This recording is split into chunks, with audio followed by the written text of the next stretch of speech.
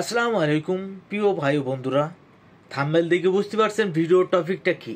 Iran তো পুরোটাই শিয়াদেরকে নিয়ে শেখ আহমদুল্লাহ কি এমন মূল্যবান বক্তব্য পেশ করছেন, চলুন সরাসরি শুনে নেই ভিডিও। শিয়া এটা এমন একটি সম্প্রদায়, শিয়াদের পরিচয় জানার আগে শিয়া শব্দের অর্থ আমাদের জেনে নেওয়া দরকার। শিয়া শব্দটি বলতে মূলত দল, উপদল বা অনুসারীদের কোনো গোষ্ঠী এটা বোঝানো হয়।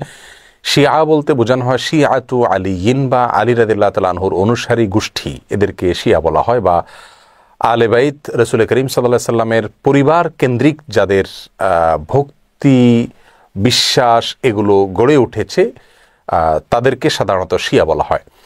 শিয়াদের উৎপত্তি এটা সাহাবায়ে কেরাম রিদওয়ানুল্লাহ তাআলা আজমাইন তাদের যুগ থেকেই বলতে পারি, এবং শিয়াদের উৎপত্তির পেছনে যে লোকটি ছিল তার নাম হলো আব্দুল্লাহ ইবনে সাবা। ইহুদি ছিল, পরবর্তীতে এসে মুসলিমদের বেশ ধারণ করে মুসলিমদের ক্ষতি সাধন করার জন্যই মূলত এই গ্রুপটির তারা আবিষ্কার করে।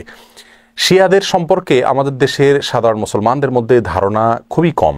আমরা অনেকেই মনে করি মুসলিমদের মধ্যেই একটি সাধারণ দল শিয়া, অথচ শিয়াদের যে সমস্ত বিশ্বাস আছে সে বিশ্বাসগুলো ইসলামের একেবারে মৌলিক বিশ্বাসগুলোর সাথে অনেকগুলো বিশ্বাস আছে যেগুলো সাংঘর্ষিক। অনেক ভাই বোনরা মনে করেন যে শিয়াদের সাথে আহলে সুন্নাহ ওয়াল জামাআতের, অর্থাৎ যারা কোরআন এবং সুন্নাহকে দলিল হিসাবে গ্রহণ করে সেটাকে অনুসরণ করে, তাদের সাথে শিয়াদের একটা পার্থক্য তারা মনে করেন যে শুধুমাত্র খেলাফত নিয়ে, অর্থাৎ আবু বকর রাদিয়াল্লাহু তাআলা এবং আলী রাদিয়াল্লাহু তাআলা আনহুর ভিতরে কে বেশি খেলাফতের হকদার এটা নিয়ে মত পার্থক্য। আসলে বিষয়টা তা নয়, বরং শিয়াদের বিশ্বাসগুলোকে একত্র করা কঠিন। তাদের মধ্যে অনেকগুলো দল উপদল আছে, তার ভিতরে কমন কিছু বিশ্বাস আছে বেশিরভাগ শিয়ারা লালন করে। তার ভিতরে একটি হলো তারা কালিমাতুত তাওহীদ আমরা যেটা বলি এটাকে যথেষ্ট মনে করে না। তারা মনে করে লা ইলাহা ইল্লাল্লাহ মুহাম্মাদুর রাসূলুল্লাহ এবং আলিয়ুন ওয়ালিউল্লাহ এটাও স্বীকৃতি দিতে হবে, মুখে উচ্চারণ করতে হবে, তারপর মানুষ মুসলিম হবে। তাদের মধ্যে কোনো গ্রুপ আছে যারা কোরআনে কারিমের 30 পারার যে কোরআন এটার ব্যাপারে তারা সন্দেহ পোষণ করে এবং তারা কোরআনের বিকৃতিতে বিশ্বাস করে বা বিকৃতি করে, এটাকে তারা সঠিক মনে করে বিকৃতি করে থাকে।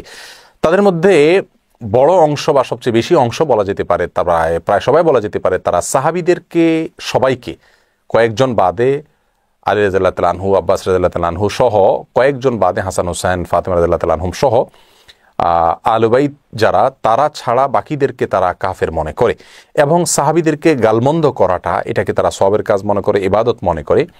আয়েশা রাদিয়াল্লাহু তাআলা আনহা রাসূল আকরাম সাল্লাল্লাহু আলাইহি ওয়াসাল্লামের সহধর্মিণী, তার চরিত্র নিয়ে তারা সন্দেহ করে, যার চরিত্রের বিষয়ে কোরআনে কারিমে সূরা নূরে আল্লাহ সুবহানাহু ওয়া তাআলা পরিষ্কারভাবে ঘোষণা দিয়েছেন। যাই হোক, এ হলো মোটামুটি শিয়াদের কয়েকটা জঘন্য বিশ্বাসের আলোচনা। এবারে আসি শিয়াদের একটা বিশেষ দল, তাদেরকে ইসনা আশারিয়া বলা হয়। মূলত ইসনা আশার শব্দের অর্থ হলো 12। ইসনা আশারিয়া গ্রুপ বলতে শিয়াদের ওই গ্রুপকে বলা হয় যারা 12 জন ইমামে বিশ্বাস করে, অর্থাৎ যারা মনে করে যে 12 জন ইমাম আল্লাহর পক্ষ থেকে নির্ধারিত, তারা রাসূল করিম সাল্লাল্লাহু আলাইহি সাল্লামের ওয়াফাতের পরে ধারা পরম্পরায় আসছেন এবং তাদের মধ্যে প্রথম ইমাম ছিলেন আলী রাদিয়াল্লাহু তাআলা আনহু এবং সর্বশেষ ইমাম ছিলেন মুহাম্মদ ইবনুল হাসান আল আসকারি। এসব ইমামদের সম্পর্কে, ইমামদের মধ্যে সর্বশেষ ইমাম যিনি মুহাম্মদ ইবনে হাসান আল আসকারি, তারা মনে করে তিনি লুকায়িত হয়ে গেছেন, আবার প্রকাশিত হবেন, এবং এই ইমামরা সবাই নিষ্পাপ, তারা কোনো ভুল ত্রুটির ঊর্ধ্বে, এবং এই ইমামরা সকল প্রকার ইবাদত বন্দিগির ঊর্ধ্বে উঠে গেছেন, তাদের কোনো ইবাদত বন্দিগি করতে হয় না। এই বিশ্বাসগুলো লালন করে থাকে ইসনা আশারিয়া গ্রুপ।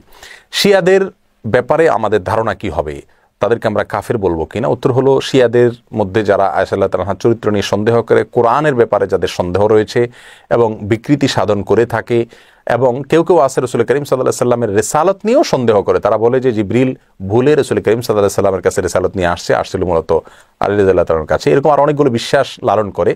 এই সম্প্রদায়গুলোকে বা এইরকম বিশ্বাস লালনকারীদেরকে আমরা মুসলিম মনে করতে পারি না। তবে হ্যাঁ, তাদের মধ্যে অনেকগুলো গ্রুপ আছে যাদেরকে সরাসরি কাফের বলা যায় না, তাদের অনেকগুলো ভুল এবং ভ্রান্ত বিশ্বাস রয়েছে। এদের মধ্যে সবচাইতে সাধারণ যেটা বিশ্বাসের দিক থেকে সবচাইতে তুলনামূলকভাবে কম জঘন্য বলা যেতে পারে সেটা হলো আবু বকর রাদিয়াল্লাহু তাআলা চাইতে আলী রাদিয়াল্লাহু তাআলাকে খেলাফতের জন্য অধিক হকদার মনে করা। শিয়াদের অনেকগুলো ভ্রান্ত বিশ্বাস নিয়ে বিস্তারিত এবং বিশদ আলোচনা করা দরকার, তা না হলে তাদের বিষয়ে আমাদের ধারণা পরিষ্কার হবে না। একজন মুসলিম হিসাবে আমাদেরকে সঠিক ধারণা যেমন রাখতে হবে, তেমনিভাবে ইসলামের বিষয়ে কারা কি ভুল ধারণা লালন করে সেগুলো আমাদের জানতে হবে। কোরআন নিয়ে যারা সন্দেহ করে, সাহাবিদেরকে যারা গালমন্দ করে, সাহাবিদেরকে যারা কাফের মনে করে, এবং রাসূল করিম সাল্লাল্লাহু আলাইহি ওয়াসাল্লামের সহধর্মিনীর চরিত্র নিয়ে যারা সন্দেহ করে, কোরআনের বিকৃতি যারা সাধন করে, এদের ব্যাপারে আমাদের ধারণা কি হওয়া উচিত সেটা আমার মনে হয় যে কোনো সাধারণ দর্শক শ্রোতাই আমরা সহজেই সিদ্ধান্ত নিতে পারবো। আল্লাহ তাআলা আমাদের সকলকে সঠিকটা বুঝার তৌফিক দান করুন।